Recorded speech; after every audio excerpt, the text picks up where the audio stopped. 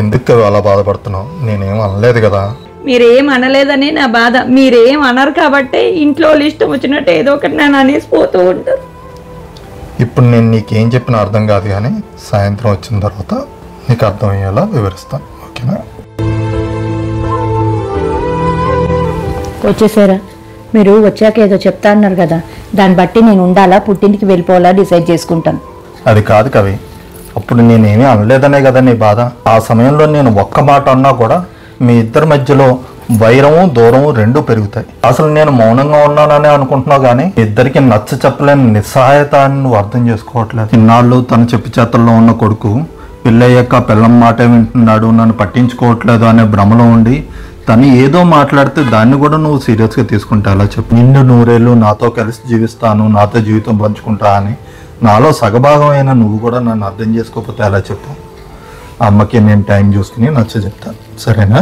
సరే అండి, మీరు నాతోనే ఉన్నానని ఒక్క మాట చాలండి, ఏదైనా భరిస్తాను, సహిస్తాను.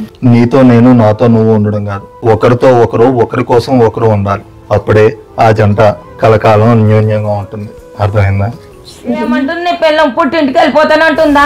చీటికి మాటికి అలిగి పుట్టింటికి వెళ్ళిపోవడానిక నన్ను పెళ్లి చేసుకుని మన ఇంటికి వచ్చింది? అన్నేళ్ళు కనీ పెంచిన వాళ్ళని వదిలిపెట్టి ఇక నుంచి అంతా మనమే అనుకుని మన ఇంటికి వచ్చి మనకి అన్ని చేసి పెట్టే మనిషి ఏదో చికాకులోనో పొరపాటునో ఒక మాట అంటే దానికి అంత రాద్ధాంతం చెయ్యాలా? ఇదే నీ కూతుర్లు చేస్తే పట్టించుకుంటావా?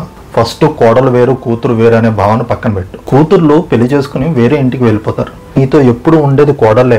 ఆఖరికి నేను కూడా పొద్దున్న ఆఫీస్కి వెళ్ళిపోతా, సాయంత్రం ఎప్పుడో వస్తా. తనతో నువ్వు గొడవపడి నువ్వేం సాధిస్తావు? తనేదో నీ దగ్గర నుంచి పెత్తనం లాక్కుంటుంది. భావన ఫస్ట్ పక్కన పెట్టకపోతే నువ్వు ఎప్పుడు తనని పరాయిదానిగానే చూస్తావు. నీ పిల్లలతో పాటు సమానంగా చూడు. నువ్వు చెప్పింది కరెక్టే, కోడలైనా కూతురు లాంటిదే కదా. అత్తమ్మా, అన్నం వడ్డిచ్చేసాను, భోజనానికి వచ్చేయండి. మీరు కూడా వచ్చేయండి. పొద్దున కోపంతో ఏదో అనేసింది లేవే. లేదులేత్తమ్మా, నేనే అనవసరంగా సీరియస్ గా తీసుకున్నాను. మీరు అలాంటి ఏం పట్టించుకోకండి. అత్తా కోడల్లో ఇలా అర్థం చేసుకుని కలిసిమెలిసి ఉంటే ఆ ఇల్లు స్వర్గంలా ఉంటుంది. లేదంటే నరకం ఎక్కడో కాదు, ఇక్కడే కనిపిస్తుంది. అండి మీరు చెప్పింది కదా. రాత్రి ఐస్ క్రీమ్ తెచ్చుకున్నట్టున్నారు కదా, నాకు ఇవ్వలేను, వెళ్ళి తీసుకురా తింటాను. నేను చెప్తూనే ఉన్నా, నానమ్మ కనపడకుండా దాపెట్టండి రా అని. వెళ్ళి తెచ్చి. అబ్బా దేవుడు, పళ్ళు గుంజుతున్నాయి రా, చల్లగా ఉంది. ఐస్ క్రీమ్ చల్లగుండపోతే వేడిగుంటదా? మీకు ఇలా పళ్ళు గుంజుతాయనే మీకు తెలియకుండా దాపెట్టమన్నాను. తింటారు, పళ్ళు గుంజుతున్నాయి అని అంటారు, వద్దంటే వినరు. అన్ని నువ్వు తెచ్చి పెడుతున్నావు అని నేను తింటున్నాను. మా అత్తకు బాగాలేదని ఏ రోజు చేసి పెడుతున్నావు కానీ నువ్వు. మీరు ఇలా ఇబ్బంది పడుతున్నారని ఆల్రెడీ నేను పేస్ట్ తెప్పించాను, చూడండి.